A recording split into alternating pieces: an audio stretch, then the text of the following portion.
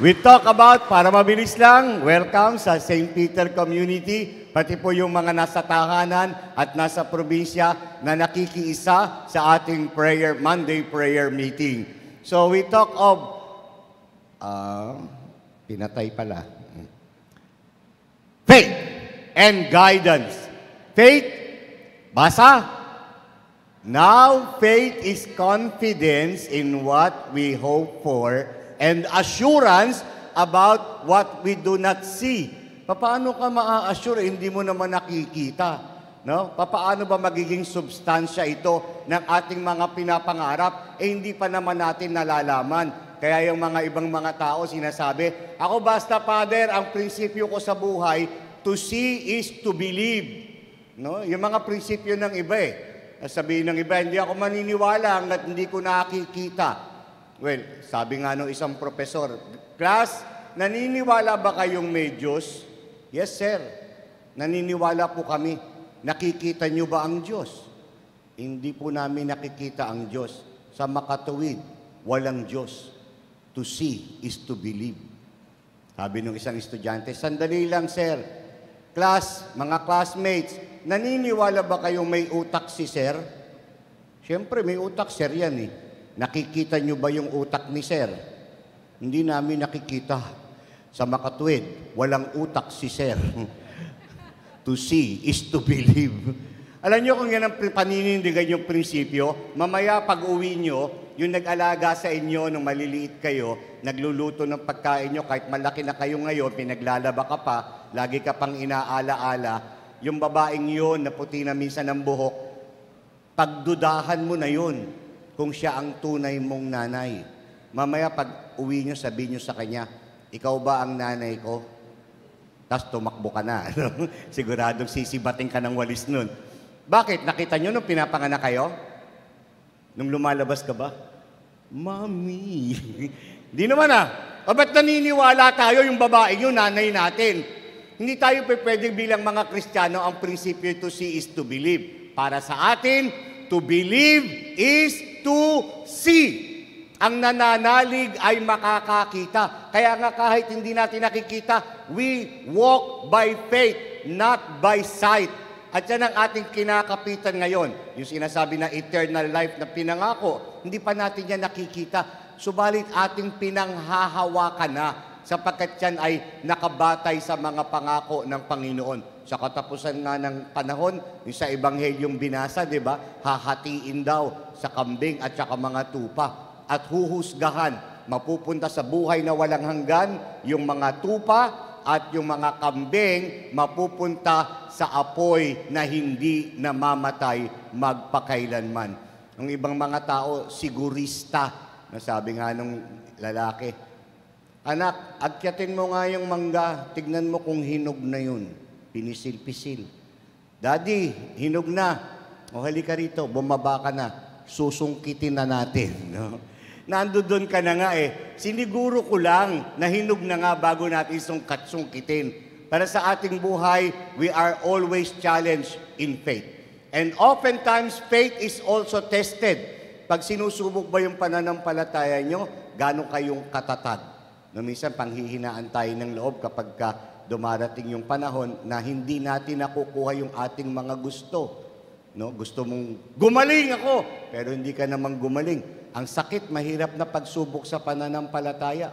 Nag-aalala tayo, sabi ng lalaki. Pare, ba't nalulungkot ka?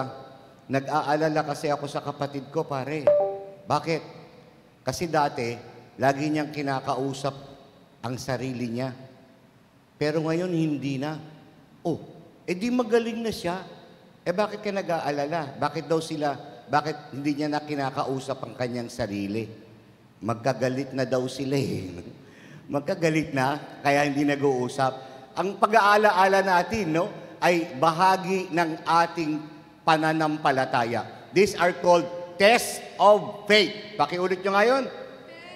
Faith will be tested, but it is demanded by the Lord for us to get heavenly blessings. Panoorin nyo itong video na ito. Dito nyo kinuha yung inyong Sunday Mass na Talita Kum. Panoorin natin si istorya ni Jairus at ang kanyang anak. Kaya, while Jesus was still speaking, some people came from the house of Jairus, the synagogue leader. Your daughter is dead. Ganon. Why bother the teacher any longer? Para sa atin, isang mabigat na dagok ng pananampalataya ang kamatayan ng isang mahal sa buhay. No, kaya nga nung Wash Wednesday, nagpapahid tayo ng abo when we are reminded once again that you are dust and unto dust you shall return. Sa madaling salita, mamamatay ka din. Pakiulit ng malakas habang nakatitig sa katabi. Sige na. 1, 2, 3. Ano sabi? Mauna ka na. Eh naman talaga, ikaw ay alabok at sa alabok ikay magbabalik. Eh sa madaling salita nga, magwawakas ang buhay. We cannot avoid death. There are things in life we cannot avoid. Meron ang isang serial killer, pinapatay mga Bisaya lang naman. Kaya mag-ingat yung mga Bisaya sa atin dito. Itong serial killer, nasalubong yung 3 lalaki. Sabi ng killer, ikaw, kayong 3, malamang Bisaya kayo. Ikaw, Bisaya ka ba? Sabi nung sa isa. Sabi nung lalaki, hindi. Oh, sinaksak, patay. Ikaw, malamang Bisaya ka rin. Sabi sa pangalawa, hindi. Teka, saan ka? Maynila. Sila, patay. Ikaw, malamang Bisaya ka. Sabi sa pangatlo, hindi. Teka, saan ka? Maynila. Sige, absuelto ka na. Sa sobrang tuwa, sumigaw. Yes! Sinaksak, patay. Patay, uli. Hindi tayo makakaiwas sa katotohanan. No, kaya nga kahit anong pagpapanggap gawin natin, we cannot avoid going back to the Father. Ang assurance lang natin in faith, sana doon tayo mapabilang sa mga tupa na bibigyan ng gantimpala na buhay na walang hanggan. Kaya nga, these are tests of faith. Mabigat ito. No, it is painful for someone in the family to die. Alam natin yan, kung di pa kayo dumadaan, hindi ninyo yan dadanasin, hindi nyo yan madadama kapag isinasalaysay sa inyo. Pain is our adversity. Kalaban natin yan eh. Ayoko ng pait, sabihin sa katabi. 1, 2, 3. Anong sabi? Lalo ako, no? Sino ba may gusto niyan? But remember, if not for our adversities in life, you will not be where you are right now.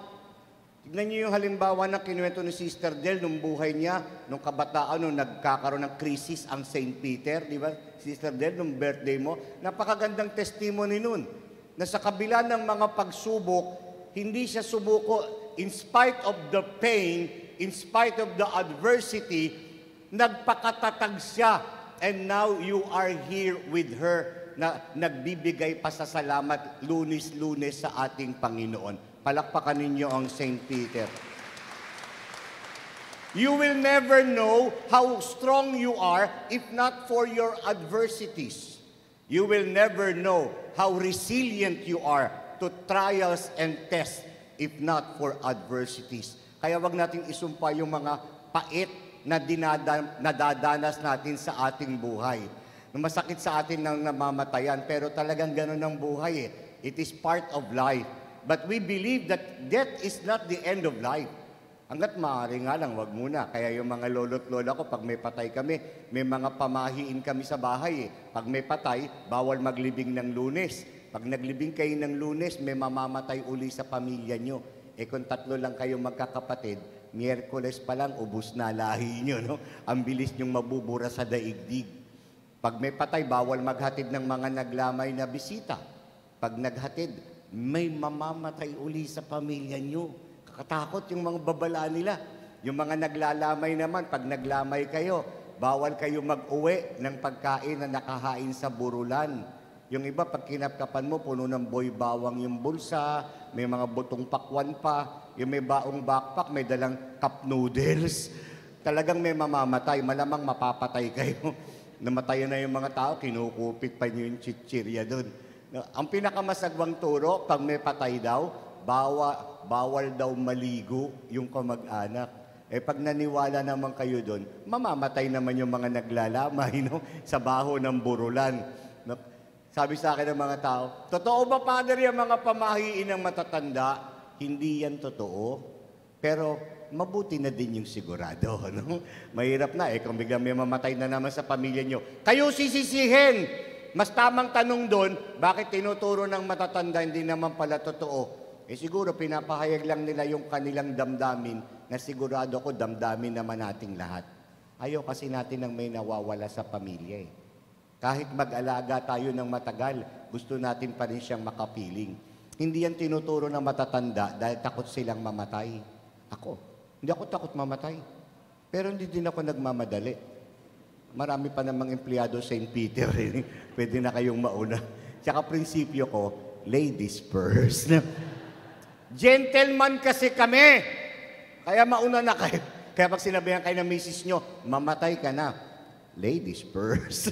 Para sa ating buhay, no? Masakit para kay Jairus. Nadurog siya ng pagkamatay ng kanyang anak. Sa ating buhay sa mundo, maraming dudurog na pagsubok sa inyo.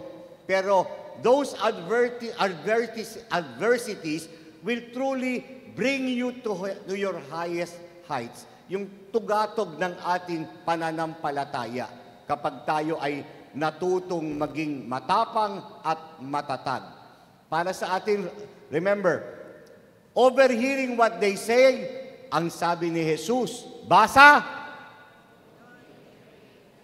don't be afraid. Just believe. Pakiulit habang nakatitig sa katabi. Yan lang ang simpleng pagpapahayag ng pananampalataya. Huwag kang matakot. Sabihin niyo sa inyong sarili, if God is all I have, pakiulit. God is all I need. Ayun lang naman ang totoo. Wala na siyang matakbuhan eh. Jesus, maawa ka. And Jesus heard, do not be afraid. Just believe. No? And that is the challenge for us. Hindi nakikita ni Jairus kung ano ang mangyayari. Subalit sa salita ni Jesus, siya ay nanalig.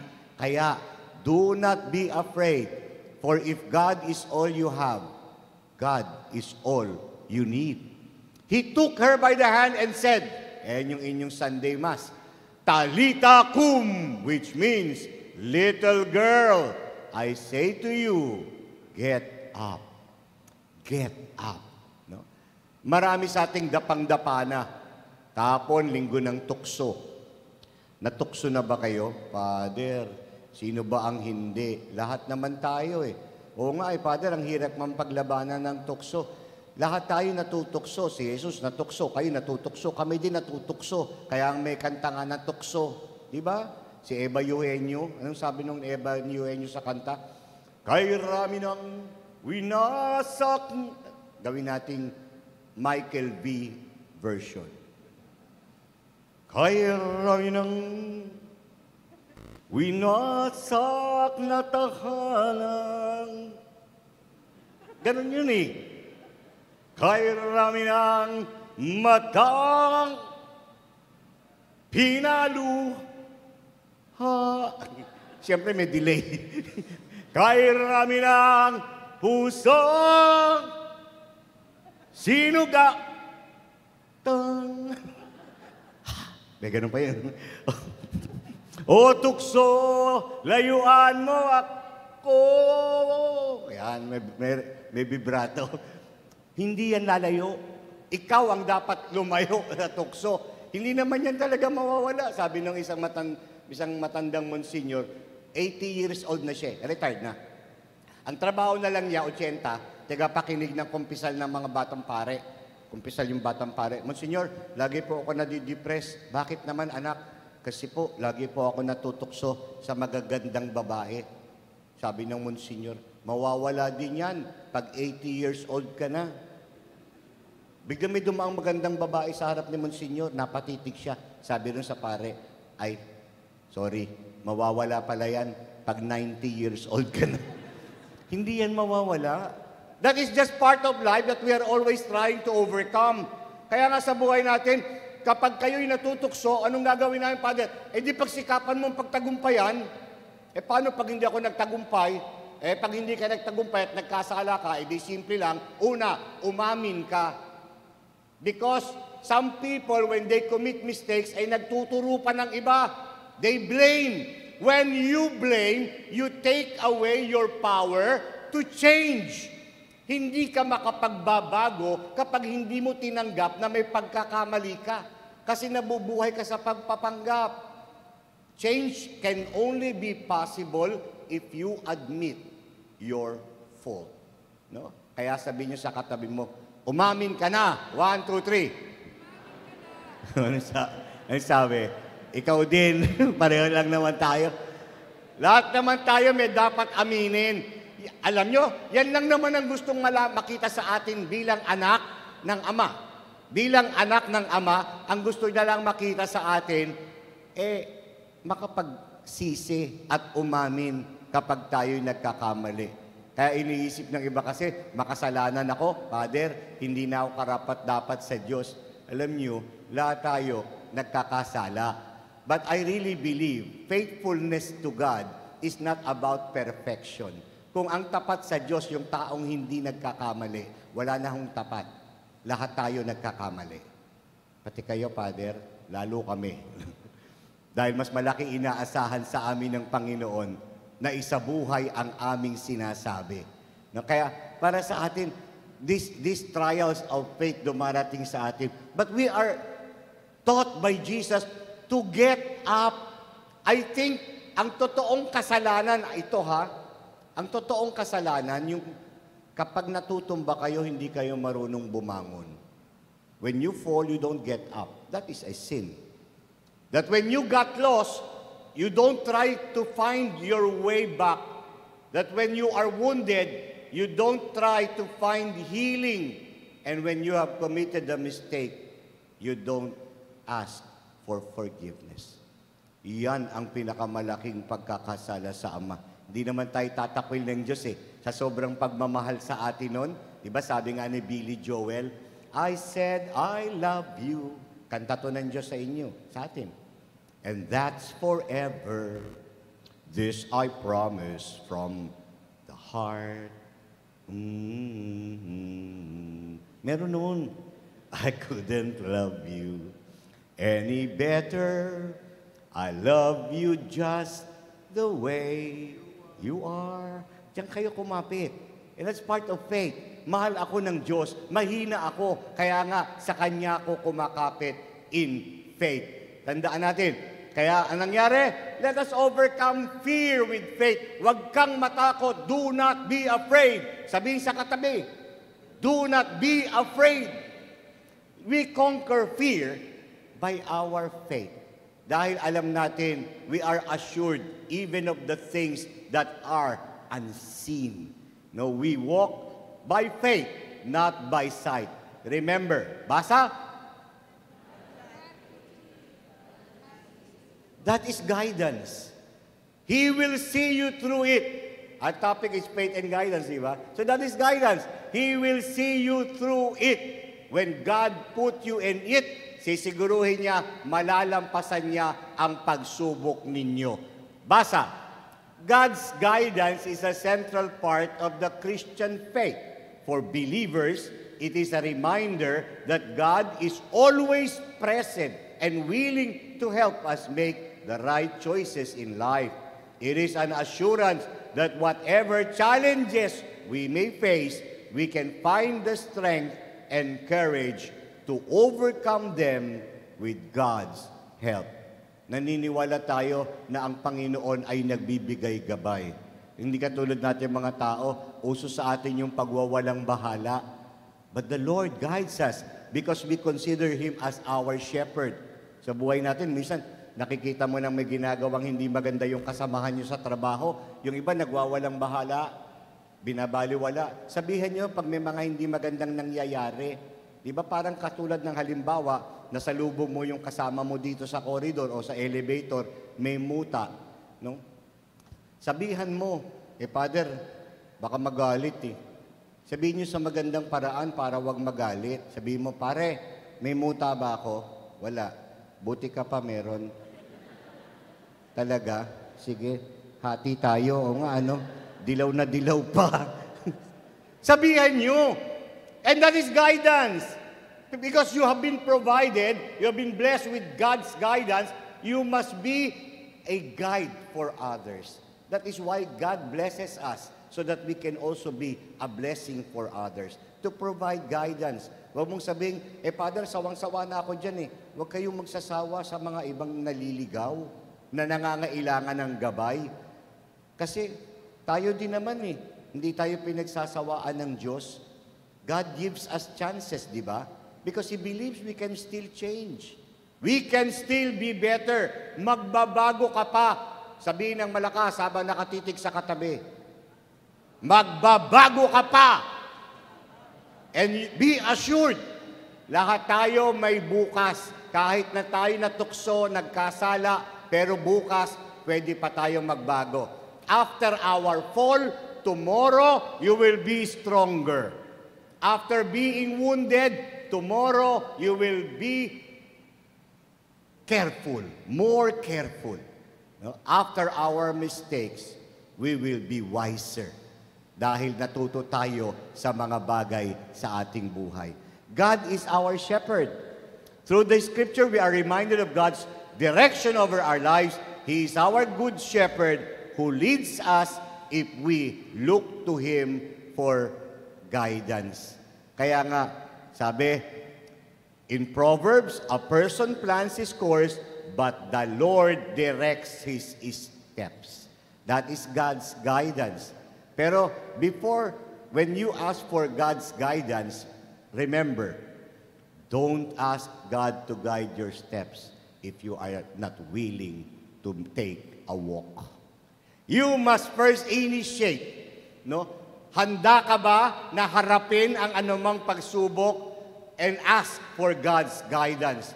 Sa ating ebanghelyo, it is a good example, no? Hahatiin kayo. Kayo, mga nasa kaliwa, nasa kanan, pumasok kayo sa aking kaharian at makisa sa aking kagalakan. Sapagkat ako'y nagugutom, inyo akong pinakain. You must take a walk. You must prove your faith, not by words, not by thoughts, not by feelings. Faith can only be proven by what you do. Ako'y nauuhaw, inyong pinainom. Hubad at inyong dinamitan. Walang matuluyan at inyong pinatuloy sa inyong tahanan. May sakit at bilanggo at ako'y inyong dinalaw at inaruga. Kailan po namin ginawa yun, Panginoon? Nung ginawa niyo yan sa isa, sa mga hamak ninyong kapatid sa lupa, ginawa niyo yan sa akin. That is walking by faith. And God is guiding us. Huwag sana tayo mapasama sa mga nasa kaliwa. Gutom ako, hindi niyo ako pinakain. Uhaw, hindi niyo ako pinainom. Hubad, natuwa pa kayo. Hubad! Wala akong matuluyan, di man lang niyo ako sinilip, hindi niyo ako tinanggap. Kulong, may sakit, hindi niyo ako dinalaw. Kailan namin hindi ginawa yun? Nung hindi niyo yung ginawa sa iba, hindi niyo yung ginawa sa akin. Our neighbor is the presence of God for us. No? Faith is taking the first step. Kaya pagka sa pananampalataya, huwag kayong matakot humakbang because every journey starts with the first step. And if you walk by faith, be assured of God's guidance in our journey. Anong sabi? Basa! You gotta faith it till you make it. Huwag lang kayong susuko dahil kapag meron kang pananalig, walang imposible sa Diyos. Remember, sabi lang ni kay Jairus, do not be afraid. Just believe.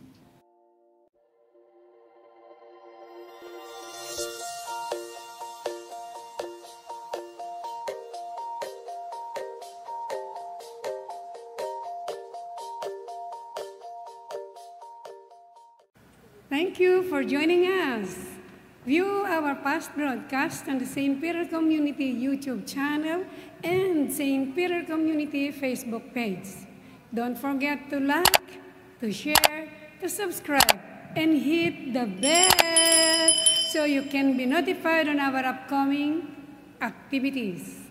Maraming salamat po at laging tandaan, unahin natin lagi ang Diyos.